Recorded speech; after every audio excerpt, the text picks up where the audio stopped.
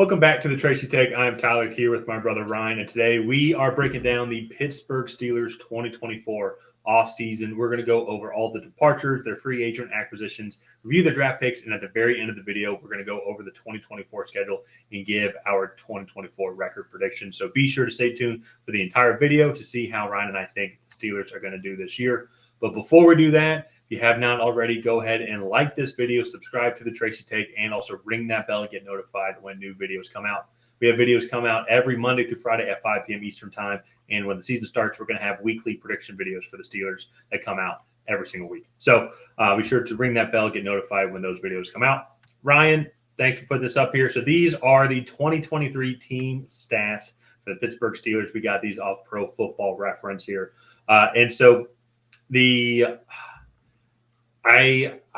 just funny looking at this team here, the Steelers, because it's like, once again, it's just props to Mike Tomlin for another winning season. Has not had a losing season during his entire tenure at Pittsburgh, because offensively, a lot of it was Matt Canada, the offensive coordinator, who they finally got rid of. I think Kenny Pickett was banged up and also just obviously not the guy. We're going to talk about him here in a second. But in general, though, they just offensively seem like they just struggled a majority of the time. And I think that's the combination of the things I previously just said. One of the good things, though, and I think something that's going to help them carry on in the 2024 season, was their running game. It was great seeing Najee Harris and Jalen Warren. They had a great little running back tandem that they had there. Probably one of the more efficient things that they've seen on the that they had on the offensive side of the ball. Defensively, I know these numbers say that they're average, but I still think Pittsburgh Steelers has one of the best defenses in the league.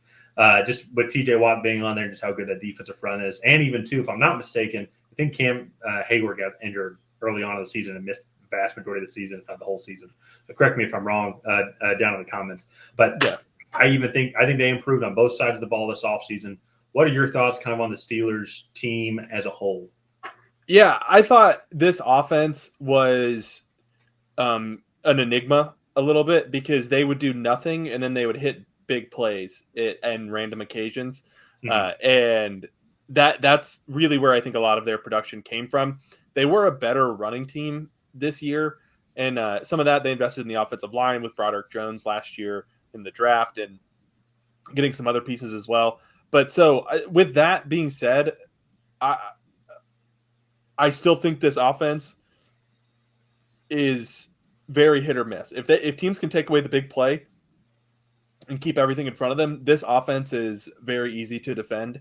And then also, this defense, I will slightly disagree. I think they have one of the best pass rushes in the league, which I think is a very big component to a defense, especially in the modern day NFL. If you can get after the passer, I think you can cover up a lot of other holes on your defense. This secondary, Minkah Fitzpatrick is getting older and is struggling with injuries. Joey Porter Jr. had an up and down season in his first year there. Outside of him, they really didn't have too many other great corners. And so that to me, I think, is just kind of some of the things that stood out with this team. Was just a little bit of an enigma. They had some really good plays, some really bad plays on offense. And then this defense, I think this pass rush covered up for a lot, because once when T.J. Watt was neutralized, I think this defense really struggled. Yeah, no, and I can kind of see your point. I would still think, though, I just look at it defensively, just when it came to just overall, just total points that they allowed, which I know isn't the greatest indicator, but they were actually 6 overall, just total points allowed, 324 points. And so maybe there's a lot of factors that go into that, but still, I know these yardage numbers don't, like, they give up, it seems like a below average amount of yards. But I think also, too, if they're top 6 in total points allowed, I also think that kind of puts them in a different category than a majority of other defenses.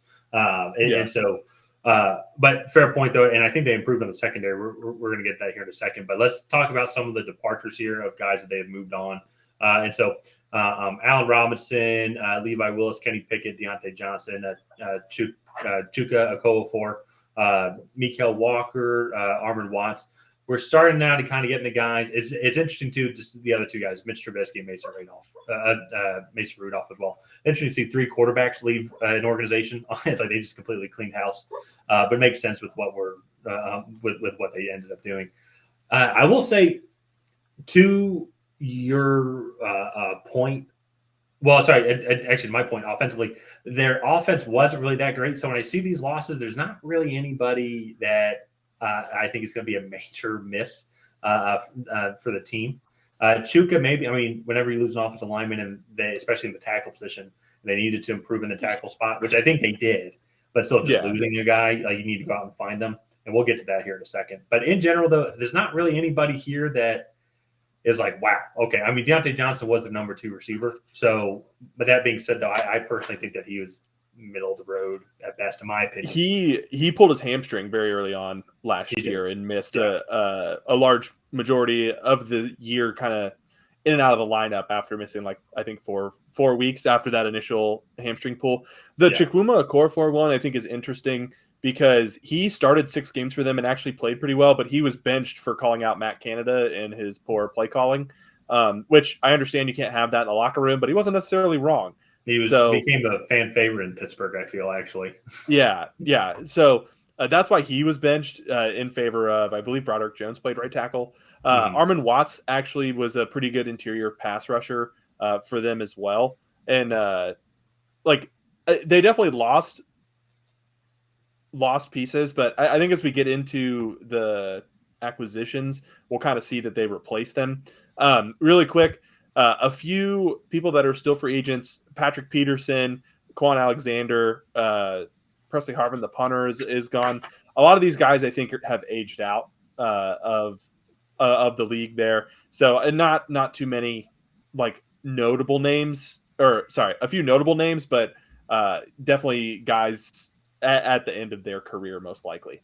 The only guy I could maybe see, but to your point though, like Marcus Golden, he was 3rd in their total team sacks, but he only had 4 sacks. And the reason why he was 3rd is because TJ Watt had 19 of all the sacks. So it's like, I think that guy's replaceable, or you can bring him back on a league minimum if you're desperate at getting edge rusher depth, because he actually didn't even start. He looked like he was a pass rush specialist. So, but I agree with you. It's like, so not really too many people, in my opinion, that were major losses. But I think that if we kind of move on to the people that they signed, and first off, I think just you'll see right off the bat, they signed Kyle Allen as their quarterback, as one of the quarterback options for them. I'm just joking, obviously. Getting Justin Fields and Russell Wilson is obviously the 2 biggest, I would say. And then I will say a slew of Falcons now that the Arthur Smith is now their coordinator, but with Van Jefferson, Scotty Miller, Cordell Patterson, Mikael Pruitt was also on the Falcons team last year. So a lot of so you guys get the fun success of the Atlanta Falcons offense in Pittsburgh next year. So congratulations on that. But let's go back real quick though, just with the quarterbacks. What do you think of kind of their decision here with Russell Wilson, and then also trading for Justin Fields? It's a lateral move, in my opinion. I don't really think Kenny Pickett is going to run this offense much better or worse than what Russell Wilson or Justin Fields will be able to do. And especially with what we've seen in the last few seasons from Russell Wilson, I'm struggling to see the connection into the Arthur Smith offense, where, as you saw firsthand last year, was they didn't push the ball down the field a whole lot, a lot of horizontal plays, a lot of maybe try to get misdirection, poor communication between the quarterback and the coach. So like that, to me, I think is just a recipe for a disaster in the sense of, like, I don't like the coach quarterback style. Where I think Russell Wilson was really successful was when he was chucking it deep to DK Metcalf and Tyler Lockett and those guys.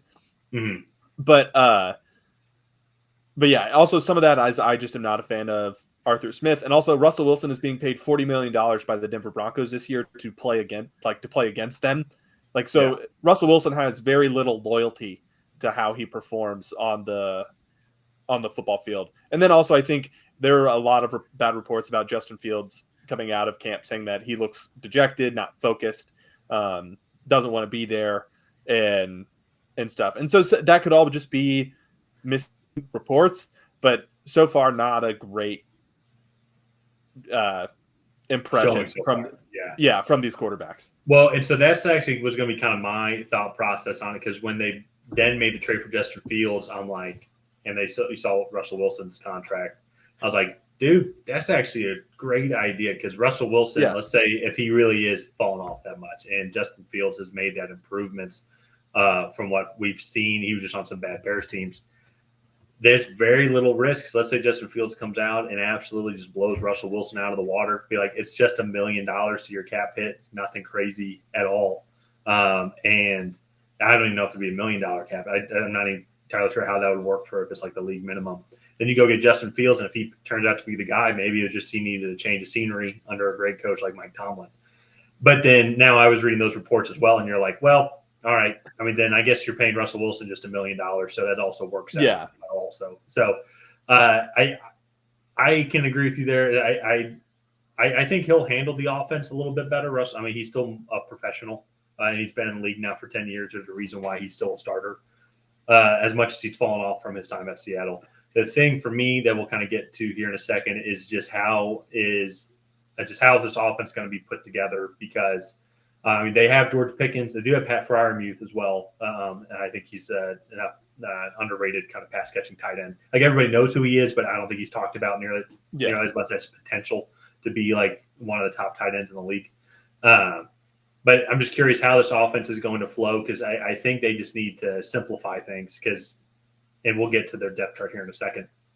But I feel like they don't have too many pass catchers outside of George Pickens that are proven, and so we'll need to see like Roman Wilson and whatnot and see how he develops as well. Well, and even then, George Pickens is not a possession receiver. He is a big play threat. He was, he was a large part of why this offense wasn't dead last in the league last year, especially with Deontay Johnson missing. But he was not an 11 catch, 85 to 100 yard touchdown or two guy. He was 3 to 4, maybe 5 catches on a big day for 115 yards because he broke 2 big plays for a couple touchdowns. Like, that's kind of the production there. And so that's what I was referencing, I think, in the beginning of just, okay, so this team, if you can stop the big play, you kind of shut down this offense. Yeah, no, that makes sense then. And so I will say then now kind of moving to the defensive side of the ball, I did like that they got – if you want to go back. Sorry, we hadn't talked about Patrick Queen yet or Dante Jackson, Cam Sutton as well, Deshaun Elliott. And I think they added some good guys on the defense side of the ball as well to kind of give a little more depth in that secondary to kind of what you were talking about. Then I like the draft picks. Getting Troy Fautanu, he's going to replace Chuka. Zach Frazier's going to come in. We'll see here in a second, but he's slated as the starting center as well. So really beefing up and just getting younger at that offensive line. I like the Roman Wilson pick as well. And then even a couple other day 3 picks, I think that could potentially pay off. So in general, though, I think they did improve from this offseason. Obviously, the quarterback's going to be the one that get a lot of pay. Whenever a team loses 3 quarterbacks and adds 2 quarterbacks, there's 5 different quarterbacks on the roster over a 12-month period. It's going to be that's going to be the big kind of talking point, especially for the Steelers. But I think in general, though, I feel that they did improve and got a little more balanced, especially on the defensive side of the ball. Yeah, I really like the Patrick Queen signing. I wasn't the biggest fan of some. Well, like, I don't want to say I'm not a big fan. I guess it's just a moot point to me that they signed some veteran cornerbacks to come in that are NFL players. Like, that's like. You don't see top tier corners really hit the market anymore. Like kind of like wide receivers. So I think they did what they could with what was available there. So let's move on to the offensive depth chart here and starting things off. This wide receiver room: George Pickens, Van Jefferson, Roman Wilson, kind of slotted in as the top 3 guys. Calvin Austin, Scotty Miller, Quez Watkins are the second 3 listed. Very interesting to me. Van Jefferson was kind of a deep threat throughout the majority of his career. Calvin Austin, Scotty Miller, and Quez Watkins are all speed guys also. So a lot of speed here, but not a lot of like route running finesse. That's, to me, I think Roman Wilson is probably the best route runner already on this team. George Pickens is definitely the most athletically gifted and talented, though, out of this group. So. Well, and that kind of goes back to because many of these guys like Van Jefferson, Scotty Miller were, and even I'm not going to count Cordell Patterson as they had him as a running back anyways. But even Scotty Miller was he was supposed to be the speed guy down in Atlanta. And now you can make an argument that there wasn't a quarterback to throw to him, but he didn't really produce that much at all. And maybe it was the Arthur Smith offense or whatnot. But so that's where I'm curious about. And I agree with you. I think Russell Wilson, of everybody else that's not George Pickens, is like already the best route runner. Yeah. Like he's already the number 2 receiver. And that's where I'm going to be curious to see how they mesh together in training camp in the preseason, how they all end up doing, because I wonder if people might hone in on George Pickens and be like, I don't think these other guys can beat us at all. So I'm curious where they're going to get their offensive production. And I'm going to be curious on how this offensive line starts to piece together whenever you're going to have 2 rookies on your starting offensive line, if that is what they end up having here. Just how long is that transition period as well. And then especially too with Russell Wilson and just new quarterback and a new system. And so especially with the past couple of years he's had, it hasn't really been a very successful NFL career for him post signing with Denver. No, I agree. And that's like, to me, this offense is shaping up to have a really rough start. You got 3 starting rookies, then new quarterback with a new offensive coordinator. I wasn't a big fan of Arthur Smith's time in Atlanta. I don't think you were either, given your background. And so it's going to be really interesting to see. The one thing that I am hopeful for, Zach Frazier and Troy Fautanu were very physical prospects. So maybe this running game can kind of take over with Najee Harris and Jalen Warren and Cordero Patterson. Maybe those guys can get some value or some extra value. The one thing, Cordero Patterson, I think with the new kickoff rules, will be very valuable on special teams as well, just with his ability to break tackles and things. So that'll be interesting. But all in all, I have a lot of questions about this offense as a whole. And also, I will say, Broderick Jones, first round pick from 2023, didn't really play left tackle that much last year. Played primarily right tackle. So how does making that switch back over to left after 1 year at right tackle go for him? It will be interesting to watch. Yeah, no, I think this most of the entire offense. I will say of all the offenses coming into the training camp, I think this is going to be the most fascinating one to watch, because I think it's the most names here on this list. I think that pieces can be moved around, like maybe Van Jefferson's on the starting receiver list. Maybe Zach Frazier gets beat up by Nate Herbert, etc. So I think it's going to be interesting to see. Moving on the defensive side of the ball, though, there's a lot less question marks, in my opinion. I think the thing for me is just going to be the secondary, just how the secondary molds together. But with Cam Sutton coming over, Dante Jackson coming over as well in that trade, you still got Minka Fitzpatrick. Joey Porter Jr. is going to keep getting better to Sean Elliott. So there is a lot of new pieces there. The 3 cornerbacks and safety that they got in the free agency are slated to be starting here now. So just how are they going to mesh together? Mm-hmm. How long is that going to take for them to get on the same page, just learning that new defensive system? But benefit for them, though, as you already said, they have one of the best pass rushes in the league with TJ Watt. And then now you go and get Patrick Queen as well to come help out as well, just in that front 7. So I think it's going to be interesting to watch this defense, because the secondary can be locked down. We could see like an old school traditional Pittsburgh Steelers smash mouth defense where a team just can't score against these guys because the secondary locks it down. And then at the same time, you only have 2 seconds to get rid of the ball because TJ Watt's going to be right down your throat. Yeah, no, I agree. The one thing, so I don't see Alex Highsmith on. Oh, he's all the way down at right outside linebacker. Sorry, I was looking at the top 4 guys, and I was like, where the hell is Alex Highsmith? But no, okay, he's all the way down there. No, I agree. I think especially too, Cam Hayward can hopefully be healthy. I think in his 13th year in the league, that'll be really important for this interior. TJ Watt, like you said, 19 sacks last year. He's been a force just about every year he's been in the league. So all in all, I think that's a really good front 4 that hopefully can cover up for some of the faults on this on the back end of this defense. And adding Patrick Queen also helps to that as well. He's a really good coverage linebacker. So let's move on to their schedule here. So starting things off, Arthur Smith's return to Atlanta. At Atlanta, I think, is a pretty tough matchup for them. Then you go at Denver, then you get the Chargers, then at Indy, then Dallas on Sunday Night Football, and at Las Vegas. Not the worst starts for them, but also not the best. They have 4 road games And one of them, I think, they should beat Denver. I just think with the quarterback issues that Denver has, and well, just the issues Denver has in general, I think they're probably the worst team. They're up there with like Carolina as the worst team in the league. But other than that, no other shoe-ins, no other easy games really to start things off. I will say I think at Atlanta and the Dallas game they'd probably be underdogs, but I think they can win every other game. They probably won't, but like they'll if they're underdogs, it'll be by minimal. To also too shout out Russell Wilson's going right back to Denver as well, following Arthur Smith coming back to Atlanta. So I think that'll be they did fun. that on purpose. It probably so. Yeah. Yeah. But I agree with you. Probably not the worst start. And I will say, just as a note here as well, and I didn't realize this till we were doing the final, but they have all their division games are on the second half of the season. So then they're hosting the Jets on Sunday Night Football in Week 7, hosting the Giants on Monday Night Football in Week 8. Then they have a bye. I think both those games I think can be coin flips. At Washington, and Week 10, I think they can be favored.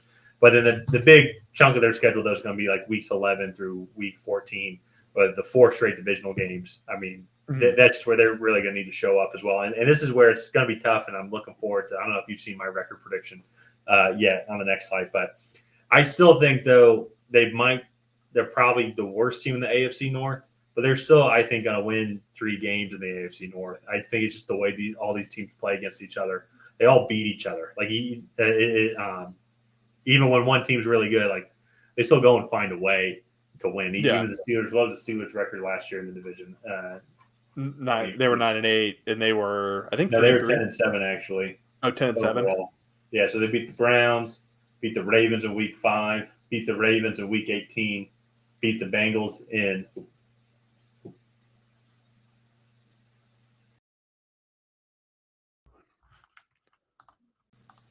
There you go. So Browns Week 2, Ravens Week 5. Let's see this here. Beat the Bengals in Week 12. I think they went 5-1 in the AFC North actually. Really? Last year, yeah. So like that's crazy. And you can make an argument if it wasn't for Joe Burrow, Joe Burrow getting hurt, Pittsburgh Steelers might have been the worst team in the AFC North last year, and they still won 5 games. You know, yeah, and so that's right. They're gonna beat each other. They're gonna find ways to figure it out. And so I think if they can somehow be around 500 getting into that stretch, and they can still be around 500, because you really I think just need to be 9-8 or 10-7 make the playoffs in the AFC, because there's so many good teams in there that they're all going to be beating each other as well. So I think weeks 11 through 14 with Baltimore at Cleveland, at Cincinnati, hosting Cleveland again. I think it's going to be a huge stretch for them. And the final 4 games, I think, are going to be just as tough. Yeah, so I'm not as high on the Broncos, or not the Broncos, the Steelers. I think really the only games I have them winning in the first 8 are Denver and the Giants. And then they have the bye week. They come out against Washington, but then they don't really get a break after week 10. You get Baltimore, at Cleveland, at Cincinnati, then Cleveland, then at Philly, at Baltimore, Kansas City on Christmas Day, and then Cincinnati for their final 8 games. And that is the toughest 8-game stretch I think we've seen on a schedule, because those are all teams that have very realistic Super Bowl hopes. Yeah. And so I don't know. I look at this roster. I'm very curious to see how this offense plays out. I'm not high on Russell Wilson. I'm not really high on Arthur Smith. They lost, to me, their most I don't know how to describe Deontay Johnson, but he was probably their best receiver as a whole. George Pickens was their best athlete. He was a big play threat, really. And so I'm not really sure how this offense is going to shape up. This defense outside of TJ Watt, I think, is very average. I think he carries this defense to be a lot better than what it actually is. And so I guess this is a good time to get into our record prediction. And Pittsburgh fans, go easy on me in the comments here. I don't know why it's not changing slides.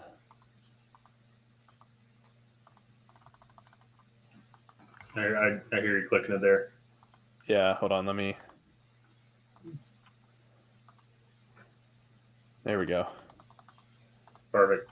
All right. So Here, I'll just start here. suspense, so everybody can write all their comments there. So Yeah, so go easy on me, but I have them going 4-13. I think this is a really tough schedule. I really only see a few winnable games for them in the early part of the season.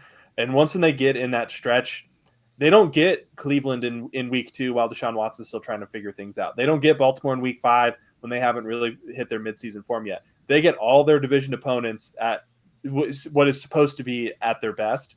And just from what I saw from them last year, all of those teams are going to be too much. You're not beating Kansas City in week 17. So I have them eking out one game against Cincinnati because they always seem to do that. Beating Denver, beating the Giants, and beating Washington. And that's their 4 wins. Yeah. No, and I think that's fair. I think the thing for me is I still have a lot of faith in Mike Tomlin. I mean, he hasn't had a losing season yet. But I also think then, too, kind of just to my point also, I think they're going to go 3-3 in the AFC North at minimum. So let's say they go that route. And a lot of those games are later on in the season. So I go look at those first 9 games. I mean, I can see them going 5-4 during that stretch. I can see them going 4-5 also. But it's like you mentioned, I think they can beat Denver. I think they'll beat Denver. But then Chargers, first home game, Chargers are also going to have very little receivers as well, unproven receiving room. Indianapolis might be tough. Dallas, I think, will be interesting just because I think the Steelers' defense as a whole has improved a lot as well. Vegas, I think they can lock down that offense. I think that Vegas game is going to be like a 7-5 score game, just with how good both these defensive lines are and how weak I think some of the offenses can be on both sides. Jets and Giants, I think they can split also. I think they can beat Washington as well. And so I think the biggest thing for them is the Steelers don't play pretty football, like, modern day football nowadays where you can spread it out. I think, and if you go look at how they played games last year, it was a lot of grinded out games where it was very low scoring games. I mean, you saw they were 6 overall in points allowed, and I think they were 6th to last in points scored during the season. Yeah. And I think it's going to be something extremely similar. That's going to be how they try and play that game. And they like playing that game. I think fans might want some more blowouts, but a win's a win. So I go look at the first half of the season. I think it's a relatively easier schedule. I mean, some coin flip games, yes. Like they're not going to win all the coin flip games. And then the later part of the season, it's division games, it's the rivalry games. And I think, just as we've seen, there's a lot of film on them. I think they can figure it out. I think Mike Tomlin can game plan something up. So I think that they'll get another winning season. 9-8 will be fringe playoff. We'll have to see them. They had to go 10-7 last year. 9-8 might be a little bit short, but I still think they're going to be kind of in that state there because they're almost kind of, it seems like in a little bit of a state similar to the Saints, where they're stuck kind of in this middle range here ever post Ben Roethlisberger, where they're in this state of like mediocrity. Like they're just good enough to beat the bad teams like Denver, but then they're not good enough to beat the teams like Kansas City, and so I think they're going to be stuck in there for a little bit. This reminds me a little bit of the Patriots last year, which was, I guess, leading into my 4-13 record, was just you have a team that they made some moves in the offseason. They brought in a new offensive coordinator, and granted, the quarterback situation is a little bit different. If they had kept Kenny Pickett, I think it would have been very similar. But I think they're trying to maintain what they have, and the rest of the league is getting better. And that, to me, I think they're falling behind. I think part of why I don't think it would be necessarily bad for this to happen, I still think they have some good pieces. They could go and get a Shedeur Sanders. They'd be at the top of the draft to go and get the quarterback that they want. Mm-hmm. And so I think it would be really interesting to kind of see what they do this year. I'm not very high on this team. And I know historically it's probably not smart to bet against Mike Tomlin going below 500, but I don't know. I just don't see it for them this year. I understand. Yeah, and I think one of the things too, and this is where we kind of lose sight a little bit as football fans, is, and there's good reason to think that they can go 4-13, but I also remember too from our very first draft that we did is was for the Steelers, and they selected Najee Harris in the first round of Pat Fryermuth. And I think them doing that, and then kind of how the team that they've started to build around is they look at it as a full 53-man roster. Like a quarterback, to bring a quarterback in here, he's not going to instantly change the franchise. Yeah. So let's say they do go 4-13 with this roster, and they're in that spot for Shedeur Sanders. I like the pieces that they've put together so far. They need to get some more receivers. Absolutely. I think receiver is going to be another big option for them in next year's draft. But I like what they're doing with the offensive line. I like Troy Fontana there. I like Zach Frazier. I think Broderick Jones is another one of those physical freaks. And so you have a good foundation for an offensive line. Defensively, also, they're getting a lot better and younger and kind of rebuilding that brand as well. And I think they got some good pieces in free agency. So I can see your point. I can see Russell Wilson and Justin Fields just absolutely doing horrible this year. And so we'll have to kind of wait and see. But in general, though, I kind of like what the Steelers are doing. They're doing it the Steeler way. And shoot, I mean, that's gotten them 3 coaches in 45 years and 6 Super Bowls or something like that. So that's not a bad process. I think that the Steelers are doing. It just takes some time, for doing these rebuilds. And it's tough for you to recognize as the Patriots fan that you don't know how long rebuilds can take. Falcons have been in rebuilds now for like 7 or 8 years ever since the Super Bowl. The Patriots have been in a rebuild for this is. I don't want to hear. I don't want to hear it at all. Let's end the video. I don't want to hear. I don't want to hear you. Okay. Patriots being bad. Well, if anything, Steelers fans are the most spoiled. I mean, they've been good for. You're not selling yourself anymore. Yeah, I'm not. Look, I have been super fortunate as a sports fan, as a Patriots fan specifically. But look, if we're talking about spoiled franchises here, the Pittsburgh Steelers are at the top of the list. Them and the Dallas Cowboys. Please don't unsubscribe if you're subscribed. Ring that bell. Yeah. Screw you, Steelers fan. No, I'm kidding. No. With that being said, let's go ahead and wrap up this video. We appreciate all of our Pittsburgh Steelers support. If you guys have not already, please go ahead and like and subscribe. Leave a comment down below on what you thought of the Pittsburgh Steelers offseason. Did you love it? Did you hate it? What do you think their record is going to be in 2024? Other than that, we will see you guys next time.